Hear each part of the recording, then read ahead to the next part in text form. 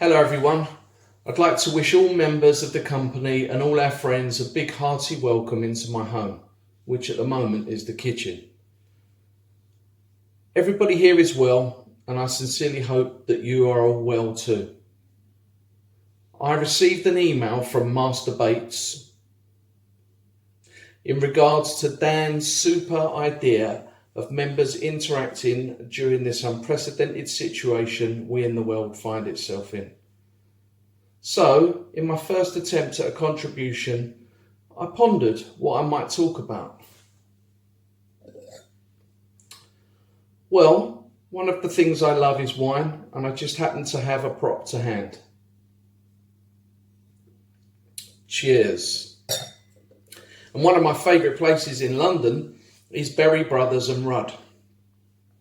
Britain's oldest wine spirits merchant is also one of the 10 oldest family-run businesses in the UK. It was founded by the widow born in 1698. That's right, it's 322 years old.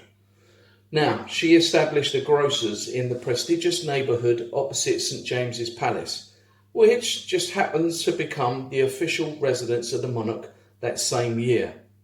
Kind of handy, don't you think? So the flag that flies above the entrance often has an oak barrel on it. But if you look at the sign, the old sign attached to the store frontage, you will see it depicts a coffee mill. So what's that all about then? Well, in the 1730s, the widow's daughter married William Pickering, and they began supplying the newly fashionable coffee houses of St James's with this prestigious commodity. And to this day, Berry Brothers and Rudd still trades under the sign of the coffee mill. Now, just as an aside note, in those days, didn't have door numbers, and so businesses would hang a sign above the door for people to find them more easily. And some of these signs still exist today. Oh, and while I think of it, the name Pickering lends itself to one of the wine cellars, as well as the hidden gem that is London's smallest public square, which isn't even called Square. No, it's called Pickering Place, of course. Now that I mention coffee, it reminds me of a little story that I find amusing, which is the practice of being weighed in the famous scales at the sign of the coffee mill, which began in the 1760s. And the weighing books include Royal Princes, Lord Byron, and Beau Brummel. How very dandy indeed. Beau was a close friend of the Prince Regent, the future King George IV. And in 1760, the firm first supplied the royal family under George III, gaining their first royal warrant. By 1810, the grandson, George Berry, had his name stretched above the facade of number 3 St James's Street. Yep, it's now got its famous address. And he increasingly focused on the wine side of sales, noticing the changing tastes of the time. And he became a very successful merchant.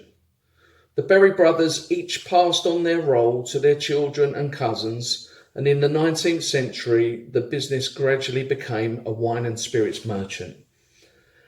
And although the 20th century brought sadness and disruption with the 2 world wars, the business continued to grow dramatically.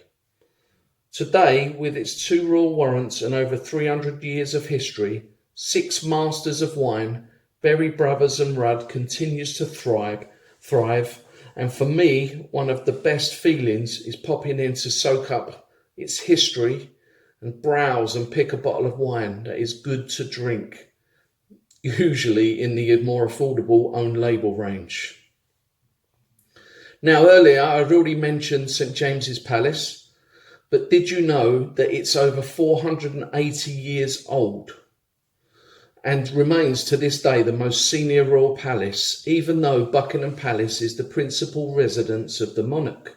It's here that the Accession Council, the Privy Council, meet, and all ambassadors and high commissioners to the UK are received by the Court of St James. The palace was built by the order of King Henry VIII between 1531 and 1536 in red brick and in the Tudor style, which is most recognisable in the North Gatehouse, which faces out onto St James's Street across the road from Berry Brothers and Rudd. It was built on the site of a former leper hospital dedicated to St James the Less. If you haven't seen Changing of the Guard before, or maybe not recently, then I recommend watching the old guard form up in Friary Court before quick marching out of the gates into Marlborough Road and right into the Mall and onto Buckingham Palace. It's a fabulous display of pomp and ceremony, something that we do the best. And so many tourists from home and from abroad come to witness. So that brings me to the end of my little talk, and I hope you enjoyed our little virtual trip to the area that is St James's. And as I love this very fashionable quarter of London, maybe we can return here for more of its history soon. So thanks for watching. Stay safe, stay strong. Thank you and goodbye. Berry Brothers and Rudd opened on St James Street in 1698. As you can see from the flag flying, it's a wine merchant. If you look at the other sign attached to the building, it tells you that they started out as coffee merchants. St James's Palace, built by King Henry VIII in the 1530s, and to this day is still the most scenic royal palace where the Accession Council meets.